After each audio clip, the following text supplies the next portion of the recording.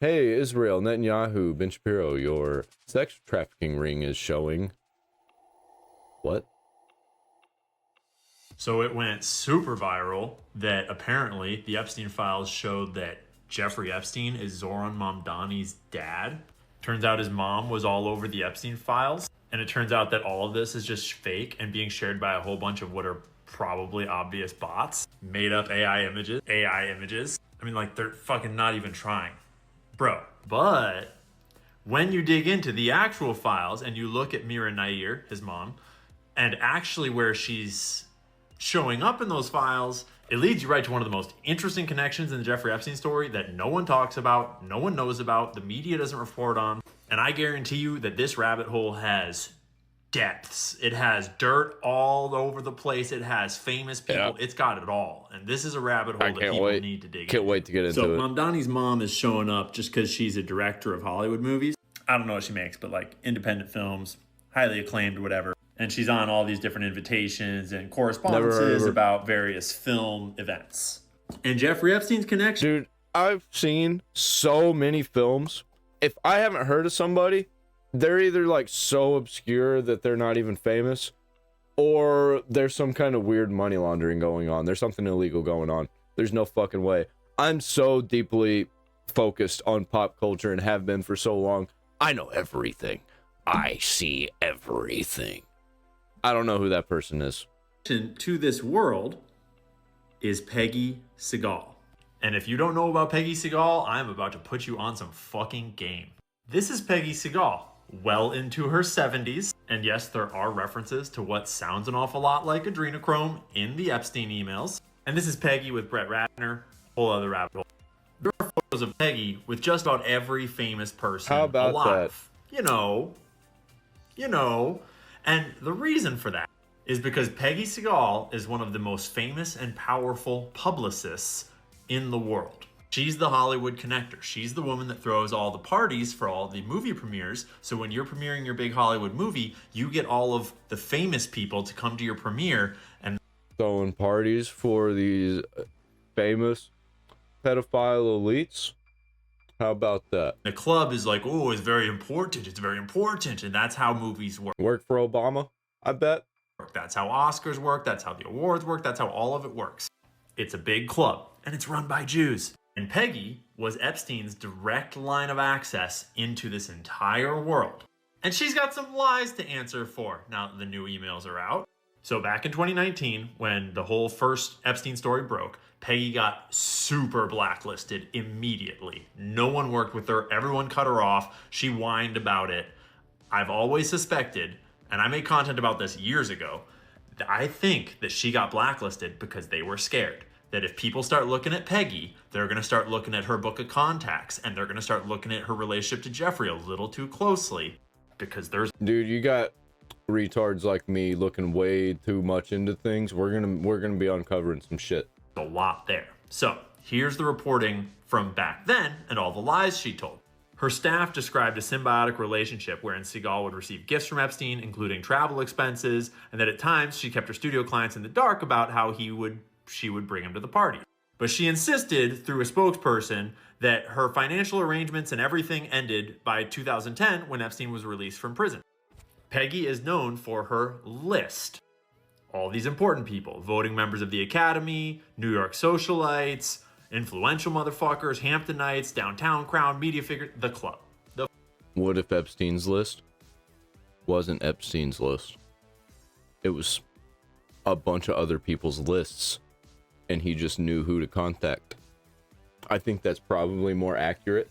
Fucking club. She brags that her list is 30,000 contacts long. 30,000 of the most important club members, connected elites, that she'll be inviting to these parties that Jeffrey Epstein will be attending and schmoozing at. Also, early life check because it's Hollywood. But of course, if you've seen the email releases, you didn't need the early life check because you would have read her and Jeffrey talking like this.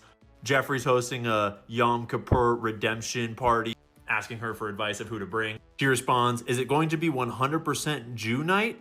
Even Perelman on Yum Yum has some Goyim. I'm getting my media elite list FedExed out for... Dude, everything that I've been seeing that they've been saying about Jews and the Epstein lists that got, or Epstein files that got released, is basically all the stereotypical things that people think about Jews. Saturday, and we'll email some names. What about Jane Fonda, my new best friend? Nothing like an ex-Jew hater with a Jewish boyfriend to mix it up. Peg. Huh. Who else uses the term Jew hater all the time? It's almost like all the Zionists think in the exact same way as these people. Jeffrey responded, no, Goyim in abundance. JP Morgan execs, brilliant wasps. Because the dirty Goyim will be at the party, because you got to extort the dirty Goyim. By the way, they're not like Orthodox Jews or anything. They're just pretending to be Jews. They're the synagogue of Satan. And for some reason, platforms don't like me saying that. It's just saying synagogue of Satan. I don't have to be calling anybody that. They just know who I'm referring to.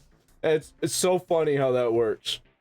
Anyways, back in the day, Peggy's assistants told The Hollywood Reporter that, quote, he was always calling her and trying to hang out with her, another former staffer explained. He wanted to go to every party. When he was in town, she made a point of inviting him to things, noting that when he wasn't, including during his house arrest in Palm Beach, Peggy would send him screeners and keep him in the loop. Peggy was his connection to the entertainment world. Consider that a massive understatement. This staffer overheard Seagal talking on the phone with Epstein. Peggy is like, you're not dating anyone, right? And he's like, well, I am, but you know, she's very young. And Peggy's like, stop it, stop. Because if she's a Goyim, who cares if she's young, right, Peggy? Peggy got very famous because she threw the 2011 get out of jail party for Epstein, where Prince Andrew attended, along with Katie Couric, George Stephanopoulos, Chelsea Handler. I'm pretty sure that Woody Allen was there. That's crazy. That was the party that fucked Andrew's career up, and then he did that really horrible interview that he just totally shit the bed on. That was before this one, where we have emails about him torturing people, maybe to death, allegedly. Whoa, yes, I these didn't people see are that. all monsters. But Yeah, and I think the emails are bullshit, but I think there's a hint of truth in there, and I think that is something that actually happened. And I think that these people are actually doing all this crazy satanic ritual shit. But Peggy thought, quote, he said he'd served his time and assured me that he... There's a whole long rabbit hole you can go down with Beyonce and Jay-Z. They apparently are super into voodoo. That's some weird shit that's a little bit different than what everybody else is doing. I've been hearing about like the cult of Baal. Apparently their thing is different, but it's very similar, so I think they do a lot of the same shit. changed his ways. And there might even be like different sects of it. There might be like a Haitian voodoo sect. Because, you know, it's not a crime to lie to Goyim, so who fucking cares, right, Peggy? So, Peggy gets blacklisted from the whole world in 2019 when the Epstein story really kind of comes out. No one's working with her, and she's whining about it and trying to do PR pieces, but eventually she slinks off into the shadows for a long time. But she claimed that she ended her financial relationship in 2010, and she didn't really know, and she thought he was all on the up and up, and we were just friends, it was no big deal. Yeah, these emails beg to fucking differ. So, aside from lots of correspondences like this one about the Goyim, at a certain point, it looks like Peggy wanted Jeffrey's help auditing her company to make sure that all the money was straight, because there's a bunch of emails where Peggy Seagal's team are sending all of her tax records and financial stuff to Jeffrey, and he's reviewing them all. And we get all this information. Guys, I'm starting to think Candace Owens might have been onto something. I don't know about his wife being involved with anything and knowing, but I think something might have been weird about Israel and Charlie Kirk. From Brian Bantry, who runs like the shell company that runs Peggy. I think it's a tax sheltering concept where he runs a parent company that owns Peggy's company and they pay her out, and he's domiciled in the UK, not in the US. And it's weird, but it says this: all invoices for the Peggy Seagal company are issued by and paid to Wagging Tail, which is this Brian Bantry company, this shell company in England. All expenses for the Peggy Seagal company are paid for by Wagging Tail. So everything that's going to get paid to Peggy goes to Wagging Tail, and everything that Peggy's going to pay comes from Wagging Tail. Wagging Tail Entertainment pays a commission fee to Peggy. The commission fee is equal to 60% of revenue less expenses. So she gets a 60% cut, and then the manager of her shell company gets 40. Sorry, it's like really bright out there. The only exception to this is for invoices issued to HBRK Associates, in which case 100% of revenue is paid to Peggy Seagal, Inc. That is a Jeffrey Epstein company that was used to pay out victims. That's one of his money laundering assets. How Jeffrey about that? emailed one of his lawyers and accountants. I think Bantry is stealing, the guy that manages Wagging Tail. Do not mention this to Peggy's people. This explanation seems goofy. He takes the revenue, does not tell Peggy what it is, somehow calculates a 60-40 split. How often? What is he talking about? Not a very good friend to your friend Peggy, are you, Jeffrey? Here's one of Peggy Segal's accountants sending Jeffrey, please find attached a list of payments for each quarter made to Peggy Segal, Inc. from Wagging Tail in 2011. Wait, 2011? Yes, that's right. She asked for this fucking audit in 2011 after all financial connections were cut off. And then what follows is a shitload of profit and losses and tax documents. There's a bunch of emails of him paying for her travel expenses. Bunch of wire transfer documents directly from Jeffrey Epstein to Peggy Segal, as well as from Jeffrey Epstein to Wagging Tail, things like 25. Dude, he is way too connected for him to have just offed himself in prison. No shot. Holy shit. $1,000. There's invoices from Peggy's people to Jeffrey Epstein's people. So much money involved. As well as other invoices for their trip to St. Bart's. What were you doing in St. Bart's together? There's HBRK Associates documentation of payments made to Wagging Tail. It goes on and on and on. All through JP Brian Bantry Morgan. Guy that runs Wagging Tail, and I'm pretty sure I have a picture of him here somewhere. This guy, that guy, that guy. Well, his company has a dual registration as like PR and also as model and talent management. His father was big in the modeling industry. And as far as I'm aware, the FBI, none of the law enforcement ever went to Peggy and said, what the fuck is up with this? Despite having clear evidence that she's lying about the relationship was very significant and she was a connector to a lot of these fucking elites. So journalists, internet, sleuths. There are a lot of connectors to elites that are connected to connecting elites. Look into Peggy Segal, because there is so much smoke there. There is a reason why they blacklisted one of the most prominent and powerful Jewesses out of Hollywood in days of the Jeffrey Epstein story coming out. Not an accident. And Peggy, I hope they lock you up, and I hope the adrenochrome withdrawals fucking suck. Peggy Segal. Okay. Wrote her down in my notebook as somebody to look into later. Trump was an informant. I bet that is driving the liberals absolutely bonkers. No, because they're not seeing that. That's not the news story that the news is pushing, that they're watching. Let me go and search Trump. Donald Trump. Witness. It's witness information. Wait, Donald Trump was a witness in this, right? That's what it says. It says witness information. And it says age 70. So this was 9 years ago because he's 79 now. He was an informant? Yes, he was. And this is. Hold on. When? 9 years ago?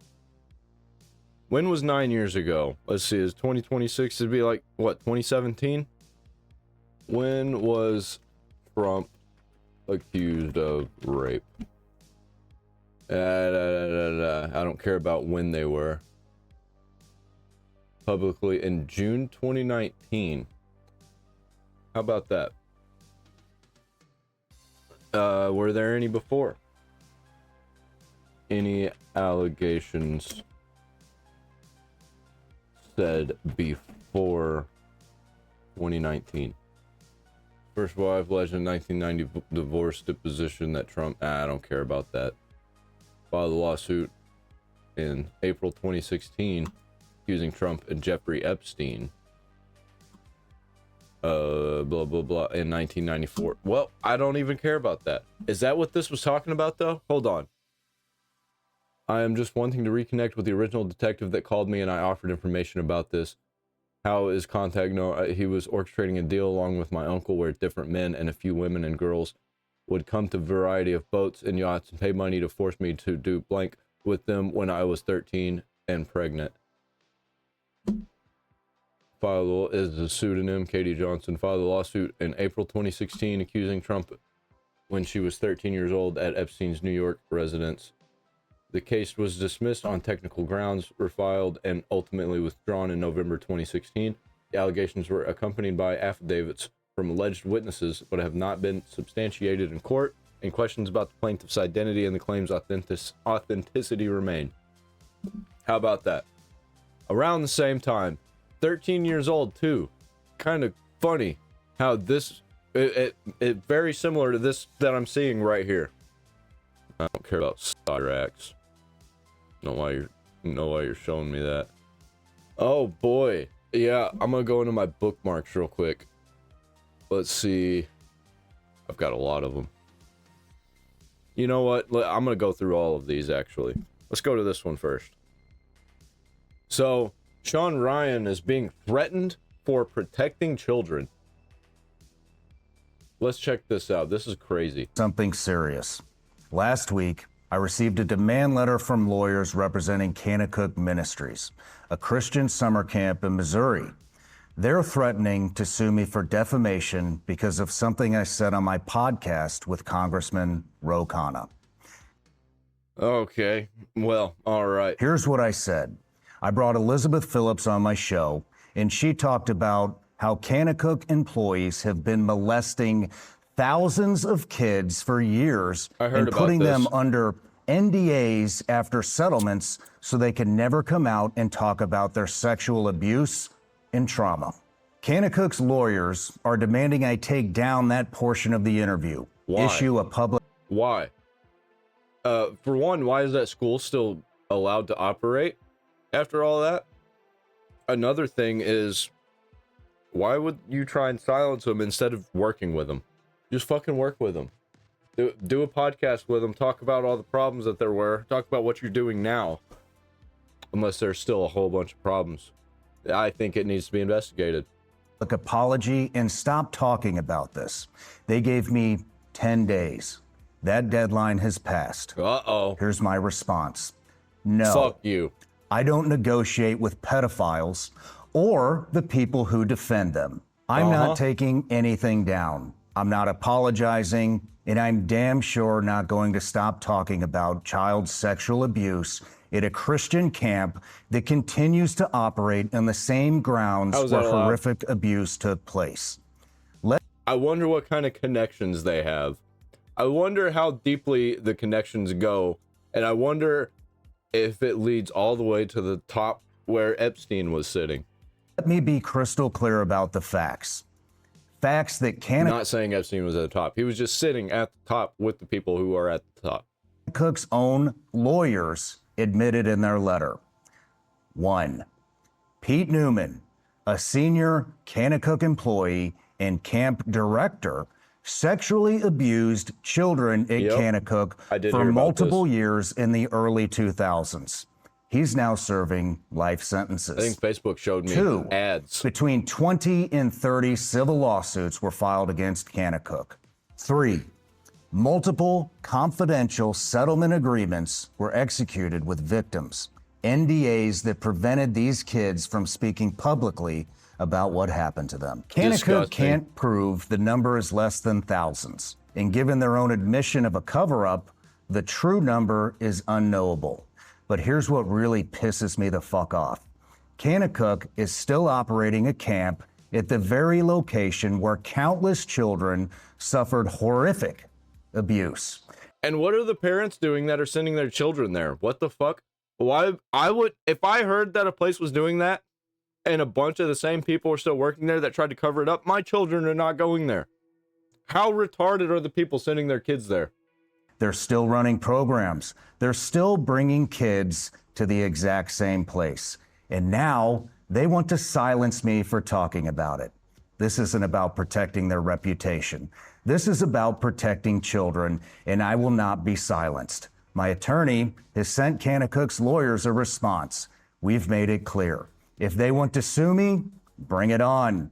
We welcome discovery. Yeah. We welcome depositions of Kanakuk leadership about what they knew, when they knew it. That's going to be some content right there.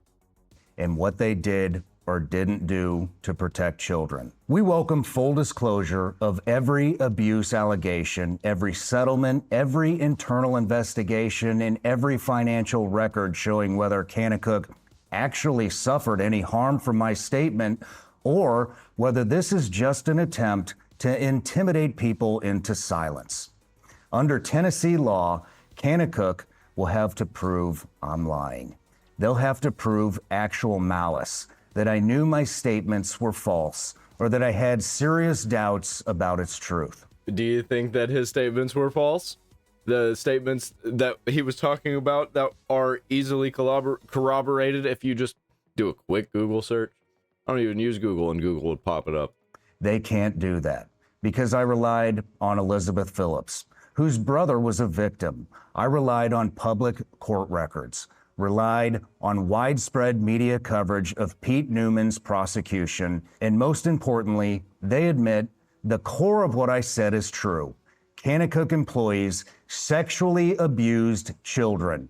Victims were silenced. I like how he's putting emphasis on that. By confidentiality agreements. That's not defamation, that's the truth. I want to say something directly to survivors. I see you, I believe you, and I will not stop fighting for you. Good. Sexual abuse at youth camps, especially Christian camps. As a Christian, I find that absolutely disgusting, dude. Camps that are supposed to be safe places is a matter of urgent public concern. Parents have a right to know. Kids have a right to be protected. And survivors have a right to speak. Kanakuk's attempt to use legal threats to silence reporting on child sexual abuse in itself is newsworthy, and I'm going to keep reporting on it. To Kanakuk, you want to talk about callous and malicious disregard for the truth? Let's talk about operating a camp where a predator had access to thousands of children for years. Let's talk about confidentiality agreements that silenced traumatized kids. Let's talk about continuing to operate on a crime scene. You're not the victim here.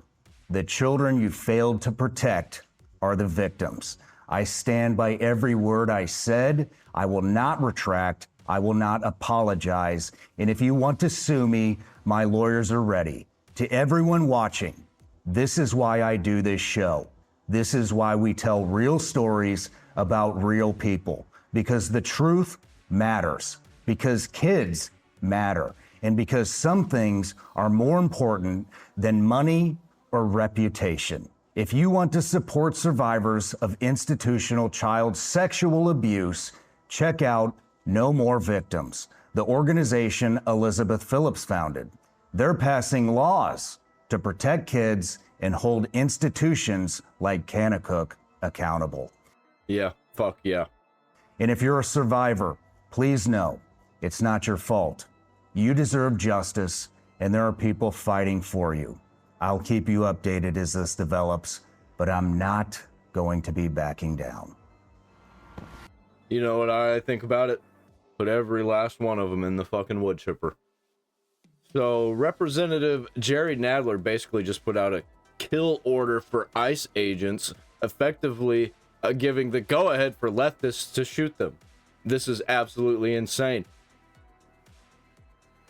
Really, the major problem in this country today is the fascism in our streets.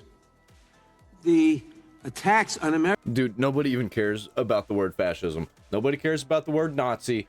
People are starting to align themselves with those words. They don't even care if they don't actually align with them. Go ahead. Call me a white supremacist. Call me a Nazi. Call me a fascist. I don't give a fuck. I'm actually an anarchist. American citizens by masked hoodlums. If you were attacked by a masked What about in 2020? person, you might think you were being kidnapped. You'd be justified in shooting the person to protect yourself. Really, the major... Dude, he legitimately just said, referring to ICE, that protect yourself and shoot ICE agents. Oh, boy. This lady, I remember seeing her before. People thought she was crazy. I remember seeing the clips of her on Dr. Phil. People thought I was crazy when I said President Biden was wearing a mask. Well, let's see what the Epstein files have to say about that. And that's what I said, too. I said, I'm pretty sure this dude's wearing a mask. It might be Joe Biden, but he might look like he might look like Sloth from the Goonies, so they have to put a fake face over him, or it's a different guy. Who knows? But there were so many signs. Like, just zooming in on actual official newscast videos, it looked like dude was wearing a mask. It looked like his face was stapled on like Men in Black. You are not ready for what I found in the Epstein files. Do you remember when I went on Dr. Phil and said that President Biden wasn't actually Biden and it was just someone in a face mask? Everybody laughed, including Dr. Phil. But you think the president may not even be Joe Biden? Yeah, I don't think that it probably is Joe Biden. If you look at Joe Biden from 10, 20 years ago and the Joe Biden now, I am not going. Not to mention the various clips that a lot of them, you look at them and you're like, that seems fake. But then if you trace it back to the original video they get it from, it's literally a clip from the original videos. And it's just very sus. Going to gaslight myself into believing that is the same person. Let's read this email. Biden is not your current president. The mask malfunctions on Biden are getting worse each day. On purpose. This will end badly for blank, who is posing with a clone on Facebook. The dude playing Biden ain't Biden. Real Biden was an evil, sick, angry man who... That's an actor with a mask. We've been over this 1,000 times. It's never going to change. There's also mentions of crimes against humanity. What the fuck? She skipped over this part. Biden is shot. 2019 firing squad. What? I didn't see this. I didn't actually look into the files. I don't know if this is real. Because of the, for one, it says Biden. But like, I don't know if this is real. But there was a bunch of conspiracy theories saying it. And now this says it. So it's kind of like, interesting. We definitely have the technology. The CIA has videos from the past explaining the technology. And by the way, if they're showing the public they have technology, they've already been using it and they found something better. So now they're like, well, check out this new technology we have that we've actually secretly had for 25 years. Humanity and other stuff in this email. I guess I wasn't so crazy after all, but I'm just a conspiracy theorist. Let me know what you think. Yeah, it seems to be that all the conspiracy theories have been coming true, especially the ones that are like, the ones that sound like they could be real. Especially those. So, I'm not inclined to not believe it. This guy is spot on. It's like we are speaking two different languages. Facts don't matter. Truth doesn't matter. Is anybody else really tired and a little bit scared? Not really. As a person of a certain age, Generation X, this isn't the America that I grew up in. True. Things change though. And I sound like an old person for saying that, I'm sure, because that's what old people say. I bet he lives in a city too. But something different is happening here. It's almost like as Americans, we're speaking two different languages. Like we can't understand each other anymore. We are. That is what it's like. Facts don't matter. Truth doesn't matter. You can present someone with facts that completely contradict their idea, and it won't matter to them. Yup. Ooh, I got a video for that. And I don't even really know where to go from there. I'm not sure that that's solvable. It's not. You kind of just got to ignore them, do your own thing. Forget about them. We got to build culture and tell them they're not allowed in it unless they act accordingly. That's what they were doing to us. If people are choosing to just ignore reality. Once we ignore reality, once we decide that truth doesn't matter, once our ideals become more important than our neighbor, I think it's over. And I think that this might be the beginning of the end. And I think it's not. I think it's the beginning of something new and beautiful. But this is the growing pains. Happens every time there's like a switch, you know, there's a reset like the Industrial Revolution. Really sorry to my children and to the younger generation that somehow this is the America we gave you. And I hope like hell that you guys will fight for something better and not think that this was what America was intended to be. This is the fall of America. This is the fall of what we knew about life growing up in the 80s and 90s. Yeah, I don't think so. I think it's definitely going to be the fall of some parts of America, but those aren't America. Those are just parts of America. America as a whole is fine still. Even if everything goes belly up and we have to go back to the Wild West, we survived the Wild West. We didn't have infrastructure. We didn't have all of these nice things that we have today. We still survived. We flourished. We thrived. And it all started back then. These things started to happen back then. I don't think someone could have imagined what the internet would do and how that would stoke the flames. I think social media is... I think it made a lot of the people at the top freak the fuck out because it came out of nowhere. And it basically everything that they'd ever done was on the internet because people were able to look into things that they didn't know that they should have been covering up because they never would have known. They never could have guessed that you post something on the internet, it's there forever. Even if you try and scrub it, it's there. Somebody will find it. Somebody has it on a hard drive, lost somewhere away from the internet because they're just constantly hitting the download button. Download everything new on the internet, add it to my mainframe. I got it all.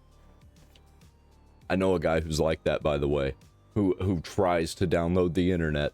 It's more like screenshots. He screenshots the internet like the Wayback Machine. Is a huge part of this. I think it's destroying us from within. And I don't really have any answers, and that is frightening because I don't even feel like I can have conversations with someone who has differing views than me. And I want to figure out how to have those conversations, but if they're not built around anything substantive, then it seems fruitless.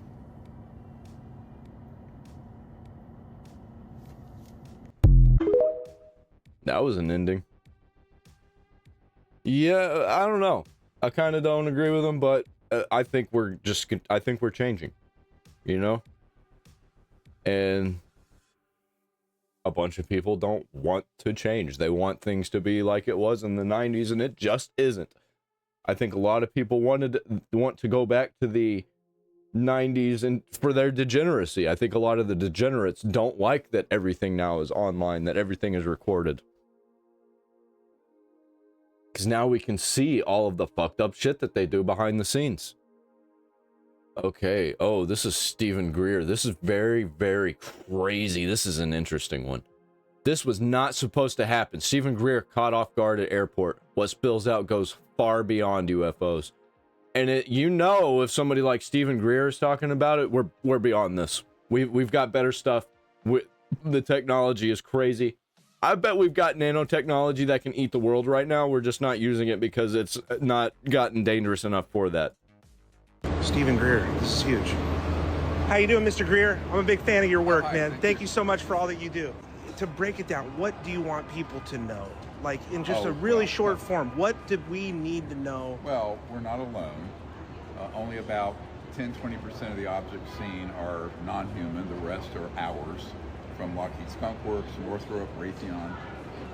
Most of the information on the subject is false, but at the center of it is some amazing information and the technologies that if we could get them out would end, poverty, pollution, all that in 15 to 20 years. So, it's a great consequence. This is why it's so secret. I told Lawrence Rockefeller back in the early 90s, I said, it isn't secret because it's trivial. It's secret because the implications of it are so profound that it would alter everything on the planet when it comes out. Yeah. And that's what they're fighting. They don't want that change to happen, and that's why for 70 years they've kept it to war. Would it impact religion? Oh, sure. Yeah, and that's another whole center of power and secrecy, is that it would upend, well, I've been to the Vatican and other places. I think it would upend people who believe the Earth is 6,000 years old and we rode dinosaurs back, then and stuff. But I think for most reasonable, spiritual and religious people, I don't think they have a problem. Gotcha. If it's explained properly. The big problem is you have people going around telling people like Tucker Carlson and the vice president and other people that these are agents of Satan and demons, and they're mixing up things from other dimensions with things from other star systems. Yeah, well, from what I've been seeing about all of the Epstein stuff and the satanic rituals and ball and all of that, I'm starting to think that he doesn't actually know. But he does know about some stuff with the military. I'll give him that. It's all this confused messaging that is done very deliberately. So are they among us? And are they in positions in the government? No. They're not? No. All the mythologies are wrong. Really? So what is our... How do you know? All the UFO mythologies. It's like literally over 90% of everything out there. Wow. Yeah, I had one of my whistleblowers actually picking me up. It was a former Marine guy. He's embedded with my Special Forces guys. Yeah. So we have a great team of Special Forces guys that are left the military and working with me. And you think that the military would let a guy like this who talks to the public know what's really going on? I fucking doubt it. Getting a lot of this down to where, we can't put it out on the internet, but it's being handed over to law enforcement and national security people. And yeah, and I know that all of those people are all truthful and they all have everyone's best intention at heart. There are criminal investigations underway about it. So. Wow. So, are we getting closer? It does feel like we're closer to a full disclosure. And if... no. Fake disclosure. Dude, they never fully disclose anything. Awesome. Well, thank you so much for your work. I'm definitely... Yeah, I think we're going to see an alien invasion soon, and it's going to not actually be an alien invasion. I think it's going to be started by some kind of international organization, and it's going to be so deep and so crazy that that's the only thing that anybody who knows what's actually going on is going to be able to say. It's like, it's an actual alien invasion. I don't know what else to tell you.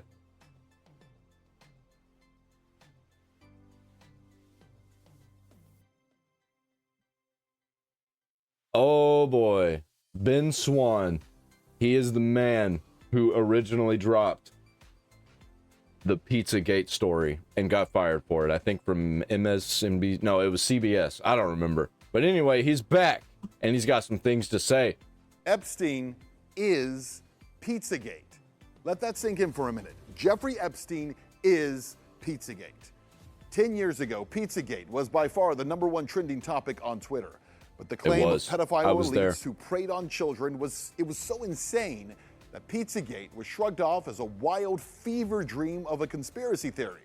Which made me think it was real. Mainstream reporter to dare give the facts surrounding Pizzagate. They were going so hard trying to debunk this that it made me think it was real. And it was the same situation that we had with the Somali daycares where they go in after it's already been exposed to be like, oh, look everybody, nothing is happening.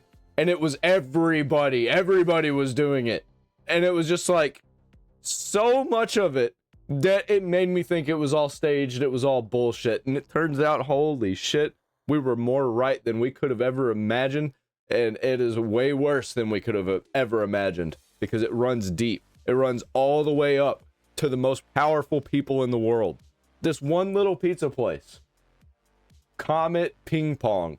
And there's some weird stuff goes on there, even like out in the open that you can see. Pizzagate. My corporate career was destroyed over it, so what? My professional reputation was obliterated, that wasn't fun. And I wasn't the only one. And look at him now. Anyone who dared to suggest that this might be true was black. This is the price you pay. This is the price you pay to tell the truth. And you will be put on trial. You will have trials from God to make sure that you're going to hold on and be strong and you're not going to fall to the wayside and be picked back up by Satan. Blacklisted, shadow banned, or thrown off of social media. But then, just days ago, The largest dump of Epstein files revealed what some of us have been telling you for a decade. And now Ben Swan is back. He's back in the news. Everybody's talking about him. Oh boy. And he's probably pissed. That Pizzagate is real. Yep. Not that there is a pizza parlor at the center of a child trafficking ring, but that child trafficking rings run by some of the most... I don't know, man. If you look into that Comet Ping Pong, there's some weird stuff goes on there. Powerful people in the world do exist. Tonight, I want to remind you of what I told you then and compare that to what we have now learned. Pizzagate. It became a major story weeks ago when an armed man decided to investigate a D.C. area pizza place for himself. This man right here, he carried a rifle into a pizza parlor and then fired it at the floor. Media is telling you the entire story is a hoax or fake news. But what does that even mean? I spent the last month investigating. So what exactly... We all know what the media means when they call something fake news. Everybody, don't look at this thing. They're lying to you. Look at this other thing. These people are bad. Listen to us, not them. Is Pizzagate.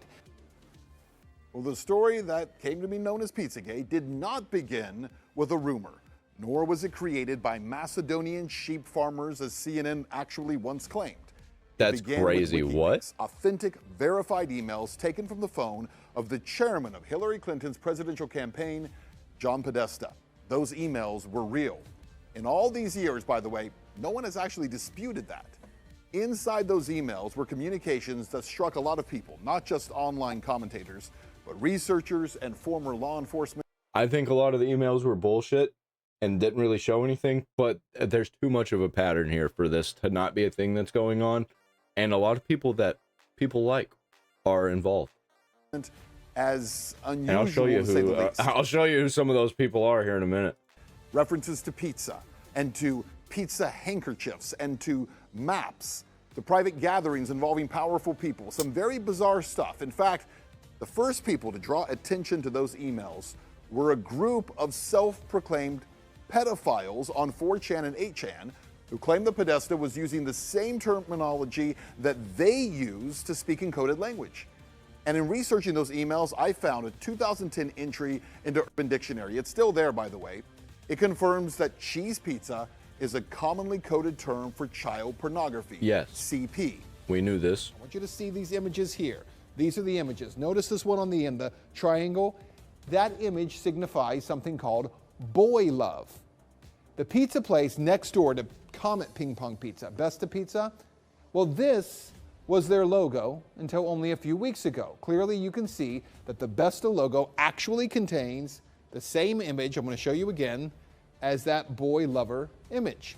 Interestingly, after Pizzagate investigators pointed this out, Besta Pizza changed their logo, and there it is now. They removed the triangle. Yeah, 10 years ago, I was called a dangerous conspiracy theorist and a madman for claiming that pedophiles and possibly even pedophile elites might use coded language, even though it was online pedophiles who said that's exactly what they do. Which brings us back to this new Epstein. Dude, we all knew. Everybody who was online knew. And then the media just basically shutting it all down. Dude, it was so fucking crazy. Release, because in it, the word pizza is mentioned 911 times. That's right, 911 times. Don't search hot dog. Adults are emailing back and forth about slices of pizza and about pizza parties. And the word pizza is often paired with grape soda in bizarre contexts within emails addressed to Epstein by individuals whose names have been mostly redacted. So here's one. Quote, "This is better than a Chinese cookie. Let's go for pizza and grape soda again. No one else can understand." I wonder what grape soda means. Huh? What do you think grape soda means? Do you think it's an innuendo for a black kid? Or this one. "Mr. Epstein would like to see the menu from the pizza place. Could someone send it, please?" Or this one from 2014. "Sit down, because I know you won't believe this. Are you sitting? Jeffrey says he wants to go out to a pizza place with you. He did not mention a particular pizza place, but he knows you are in the know on this." With a what? winking emoji. All of the emails that I just shared with you were from 2014, right about the same time period of the John Podesta emails that WikiLeaks published and started the entire Pizzagate saga. Now let's talk about the Podesta brothers, because remember, it was John. All this started back in the 70s when the Rockefeller people got a hold of Epstein and got him all tied up when he was 30. That's when everything started unraveling. They should have never got a hold of Jeffrey Epstein, because he was single-handedly the guy who made it all fall down. Just because he wasn't paying attention. He was living day by day. Just, you know, he thought he was too big. He thought he was too powerful to be caught. He thought he didn't even have to cover his tracks because people would cover his tracks for him. Podesta's email that was hacked. In those leaked Podesta emails, John Podesta talks about his close relationship with Dennis Hastert, the former Speaker of the House, who was recently sentenced to 15 months in prison for abusing boys years ago. 15 months. Yeah, well, speaking of the Podesta brothers, again, there was no direct evidence of them being involved in child sex trafficking from those emails. But as we pointed out at the time, there was a lot of bizarre communication, including an email from John Podesta to his brother Tony. The subject line, "Last night was fun," and the first line reads, "Still in torture chamber." That email got really no attention 10 years ago, but today, a 2009 email from Jeffrey Epstein is getting a lot of attention, as it asks, "Where are you? You okay? I love the torture video." To the fallout That's from the latest insane. release of the Jeffrey Epstein documents, they include communications between the rich and powerful, from the co-owner of an NFL team to billionaires like Elon Musk. CNN teams No. are carefully The Elon Musk shit is bullshit. sifting through the largest, and what the Justice Department says is the last, batch of Jeffrey Epstein files. Friday's release of millions of pages related to I don't Jeffrey think Epstein. so. There's still way more. Still way more. There's people that are still redacted. We need these names, man. We need to know who these people are.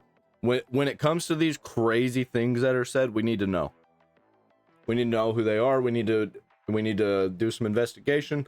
We need citizen investigators on this, because the government has shown us that they can't fucking do it. And I don't even care at this point. I don't even care if we get it wrong. Like, something's got to be fucking done. We can't just do nothing. Or maybe we can just do nothing and just let it all burn to the fucking ground. And we just watch and smoke our pipes and be like, what could we have done different? Provided a closer look at his connection to world elites from Hollywood to Washington, Wall Street to Buckingham Palace and beyond. Yeah, well, all those so-called news anchors and their newsrooms for a decade blacklisted this topic. They conditioned you to live in ignorance. They called it a conspiracy. They called me and so many others dangerous for even looking. To the point where now I don't even give a fuck. Fuck them. I don't watch the news. Well, I do watch news. I just don't watch the news. I get my news from X, and I'll get like 30 different sources for one topic. And they'll all be from different people from all different backgrounds, different sides. I don't follow stuff from the right wing. I don't follow stuff from the left wing. I follow everything. For all that is here, there has not been one single public investigation of any of this. Not from local police, not from the FBI, no one. And that has to be the big question. Not for Podesta or for pizza parlor owners, but for law enforcement. Based on what may be or may not be here, the big question is, why hasn't any investigation taken place? Well, 10 years later, I wonder why. No investigation ever took place. Huh. It's a How about failure that? of a complicit government. And not just that, complicit media. And also of a corporate media that didn't Yep. just ignore this evil. They They helped covered to it up. cover it up Uh-huh. and keep it operating in the shadows. See, by refusing to engage honestly in 2016, by choosing mockery over... Dude, everybody fucking knows what's happening. Everybody knows. Like, I say shit all the time, and it'll be like the same thing that everybody else is saying. And it's not that I'm brainwashed. I might be. Fuck. At this point, I'm starting to think it might be true. Maybe I'm the one who's brainwashed, because I'm saying all this shit. I've been saying all this shit, and people are coming out like Ben Swan, Alex Jones, saying the same shit that I'm saying. for investigation. For years. By silencing questions. Before I even knew who these people were, I was just connecting the dots. Instead of asking them, they created the very environment where this evil could thrive. See, they didn't kill bad information as they pretended. They guaranteed it would survive. See, I wasn't censored the way that I was because my reporting was false. I was censored because it was dangerous. Dangerous to narratives, dangerous to reputations, dangerous to a media culture that had grown comfortable acting as a gatekeeper. Yeah, it wasn't dangerous in the other sense where they were trying to silence him because there was going to be people going to crash out. If that was the case, then when the Joker movie was coming out, they wouldn't have immediately assumed that there were going to be shootings at movie theaters before they happened. And then there was one that happened because of The Dark Knight, and that's the one that they used, that they're like, there's got to be shootings because of this movie. Incels are going to crash out. They're going to become Joker. And you know what didn't happen? Rather than a watchdog. See, the unspoken rule was simple. Some questions are not allowed. Not because they're wrong, no, but because they lead to the truth. And the truth? Pizzagate. At least in the form of a cabal of elites and powerful people who delight in the physical and sexual abuse of children, is real. Yep. Remember how we is real. started. Epstein is Pizzagate. But the other reality it's time to accept, Pizzagate is much more and much bigger than just Jeffrey Epstein. Yes. Jeffrey Epstein was just a fill-in. He was just an actor. A guy that fills a role that they needed done. So they put him there because they knew that he was a degenerate and he liked money and he was a Jew just like them. It's so fucked up, dude. It's so fucked up. I don't even know what to say. Except I'm gonna get me a drink of water and then I'm gonna click on this play button here and play this video. Hats off to any of the celebrities over the years that have been calling this stuff out when nobody else really has. Like Jim Carrey. Jim Carrey is one of the most famous cases of a guy that left Hollywood for the most part and exposed everything, and they laughed at him. They tried to make it seem like a joke and pretend they didn't know what he was talking about. Oh, and I got some things to say, so let's get into it. Is that a gang sign? Have you, Is that a gang sign? You don't know what it is. Right? You don't know what that is. I have no idea. You don't know. Jimmy Fallon doesn't know. If all these people don't know what that is, they don't need to be hosting talk shows. They're playing games. Oh, David Letterman doesn't know. We don't know. All the comics and show business don't know what this is. What is it? Come on, Jimmy. Seriously, the time is up. People are hip to this kind of stuff. I'm here tonight to blow the lid off it, to be the whistleblower. I'm sick and tired of the secrets and the lies. It is the secret symbol of the Illuminati, and you're a part of it, and it is the all-mocking tongue. He's getting nervous, you can tell. I like it. For He's years getting now. serious. The energy in that room without this weird music going on, if you watch the whole thing, it's so awkward. Talk show hosts, people on television, people in sitcoms have been hired by the government to throw you off the track, to distract you, to make you laugh and stuff like that, make you happy and docile so you don't know what's really going on. And he was right. He was not lying. He tried to warn us. And they mocked him. And they made him seem like a crazy man. I remember what the media was saying about him whenever he decided to drop off the face of the earth. He just was a crazy man saying crazy things. He wasn't making any sense on the red carpet. All right, breaking exclusive. Epstein files 100 times bigger than Pizzagate and prove satanic cult offing children. A whole new level of evil and darkness, says top investigator. The Epstein files that have come out, in my opinion, are 100 times worse than the Podesta emails. And the Podesta emails were horrendous. They were bad. But with these Epstein files, the millions of pages that have been released, this confirms a whole new level of evil and darkness. The Podesta emails, in my opinion, confirm the pedophilia and they confirm the child sex trafficking. What we're seeing in these emails, what we're seeing with these Epstein files, they're holding back the real shit. They're holding back the actual evidence.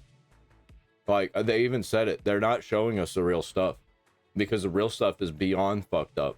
These emails confirm child sacrifice, murder, the cloning, the Dr. Mengele kind of experiments, the DNA experiments, the baby breeding, MK Ultra, you know. The virus manipulation, nanotechnology. So this confirms, I think there's a bunch of topics that go under Pizzagate, which would be everything that I just said. But these emails validate that all that other stuff is real too, whereas the Podesta emails didn't. And by the way, Epstein had a conversation with Bobby Kotick and other executives about microtransactions in Call of Duty to warp the minds of children. Literally in the emails. What is just as bad, or actually probably worse, believe it or not, than these Epstein files? Well, the evidence and the information on the Anthony Weiner laptop. The contents on the I forgot about that guy. Anthony Weiner laptop prove that Hillary Clinton and associates were involved in the rape, torture, and trafficking of children. And there are videos on that laptop of them torturing children, trafficking children that are supposed to be horrific. I've heard and I know you about know this. the story, the NYPD. Yeah, but let's repeat it. How many officers, I remember like 10 of the 12 that saw it, and I talked before they even killed him, 2 investigators, and they said people were vomiting. They said this laptop was the control thing. It was actually watching powerful people rape and kill kids and eat them, drink their blood, which is now in the emails with Epstein saying, yeah, we're going to eat these kids. I mean, folks, exactly. We've been hearing about this shit, whispers from the shadows for years, and then we get these emails, and it's just fucking holy shit. And so and then who's Uma Abedin married to? Now it's Alexander. These interdimensional vampires eating the flesh and sucking the blood of children. Soros. Who is she married to? Weiner. So, and who is over that? Chuck Schumer. And again, New York. I mean, my God. So again, the real Epstein is Schumer. Yeah. And so that's huge. And people don't know that Senator Grassley requested all the evidence, and he was supposed to get delivered by December 28th. So I believe that he's working on that disclosure. And I do believe that disclosure will happen. And by the way, Grassley has been releasing the cover-up of the laptop, the cover-up of Hunter Biden's laptop. He has been releasing the Crossfire Hurricane, the Arctic Frost. He actually has been doing it. The problem is it goes nowhere because of Todd Blanche. That's true. Well, when Comey got indicted, that was thrown out, but his indictment is tied to Comey covering up Hillary Clinton's emails and also covering up the contents that was on the Anthony Weiner laptop, because the NYPD had that case and they were ready to make arrests on that. Yeah, I forget the number. How many? I think like 12 saw it. How many were dead? Almost all of them got killed. I think it was 12, and they all died in suspicious deaths. Damn. That's right. They all died. Sorry. Okay, all died. Yeah. I think all of them, unfortunately. Well, 12. So that's a lot.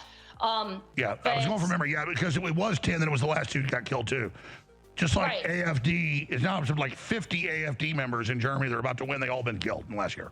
It was 20. And one more thing I want to add about the Anthony Weiner laptop. So for anyone out there that still wants to say, oh, this is not true, it's a conspiracy theory, blah, blah, blah. In 2018, the Inspector General's report cited that there was evidence found on Anthony Weiner's laptop proving that Hillary Clinton and Foundation, it specifically said the Foundation. How about that?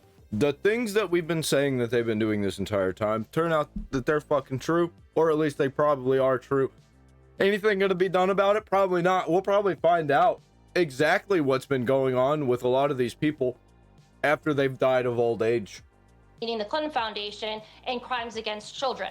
So this was on the Inspector General's report that came out in 2018. It validated what I and you were talking about in 2016 in terms of what the NYPD found on that laptop. So that this is not like a conspiracy theory. This is very real, and it's been documented in official government records. And again, that was Hillary's blackmail laptop. Well, it was Anthony Weiner's laptop, but what he did is, like, the story is, the rumor has it that Anthony Weiner was mirroring it and everything on it. Yeah, and that's it was what. That's my sources said that it was being transferred to Hillary, and that's what she destroyed with the bleach stuff. Yeah, with the Who knows? she destroyed all of her phones. I don't know how she didn't get in any kind of trouble for that, because there's no fucking telling what was on there. Why would she destroy that? Why would she destroy all that? And then she bleach bit everything, and she wiped everything, and she was like wiped it with water cloth. But the rumor is that Anthony Weiner was mirroring everything. He got all the evidence on his laptop, and he had kept it in a file called life insurance. Well, why would he do that? Well, Do you think she actually destroyed all that stuff? Or do you think that she backed it up? Because no shot, if she was that adamant about keeping all of those and then destroying them, no shot she didn't just download them somewhere else. Why wouldn't she? I'm sure he's fully aware that his wife is working for someone that loves to murder everyone or anyone that, steps out of line. So I think that he was holding that as literal life insurance for himself. Energy shots have been all the rage. Yeah, whatever. I don't like no energy shots. So this apparently was back in 1997, and I asked Rock about it, and it's apparently true. A man warned us back in 1997 about the agendas today. Even worse, smart homes. They have a whole chapter on smart homes / smart cities. By the way, smart homes are a thing now, because literally everything that you buy new connects to the internet in some way, even if you don't know about it. This one will absolutely floor you. It did me. In 1997, and this is, you can do the word search and research yourself. They predicted, not 2025, but by 2020, that people would be working from home virtually. Huh, and how do they get that to happen? What happened in 2020 to get people to work from home virtually? Didn't work. It didn't stand. People are still working from home virtually. Somebody that I live with does that, but a lot of places banned it. Nuclear devices causing widespread contamination, nanotech devices, this stuff was never even heard of, digital currency, and last but certainly not least, vaccination programs. I'm sorry, I gotta chuckle, because if I don't, I'll cry. Vaccination programs run by organizations like the World Health Organization for a global killer that has yet to emerge. Yep, and then Bill Gates got up on stage and talked about it. About maybe 13 years later, what was it, 2010, was up on stage talking about it. First printing, February 1997. How about that? Dude, we've known about it. If you paid attention to sci-fi books and saw where everything was going, you could see that we were headed towards sci-fi. So this should make everybody angry. This would make me angry, definitely. I would not be sending my kid back to this school. I'd be livid. So my son just called and said that his school just brought him to a protest. So he's currently at a fucking protest. I'm fitting to go rage. Who the fuck said you could bring my child to a protest? Any of our kids to a protest. They see what's happening today. Bringing kids out there now. Purposely in schools. Washington State. Send this out. Washington State sending their kids to protest. Yeah, that's what they're doing. All these walkouts that you're seeing, it's shit like this. And also, kids don't want to be at school. They want to do whatever they can to not be at school, but also be with their friends. So they're taking this opportunity. I'll see you soon. And a lot of places are making the kids do it as a field trip. Let me give you a little rundown on the way there. White Center, we call out here Rat City. If anybody from Washington State knows this Rat City is not an area you bring kids, let alone bring kids to a protest in this piece of shit city. If anybody knows White Center, you know Rat City is dangerous. Why are you bringing our kids into dangerous territory with fucking protesting going on?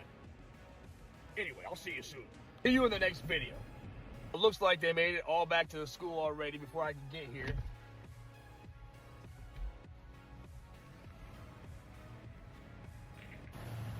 Yeah, so they all just got back before I can get here.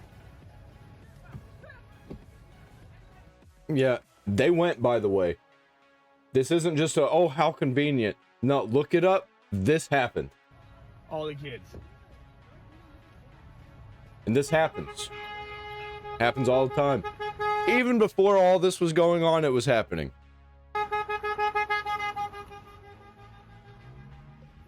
Fucking furry teachers on their bikes.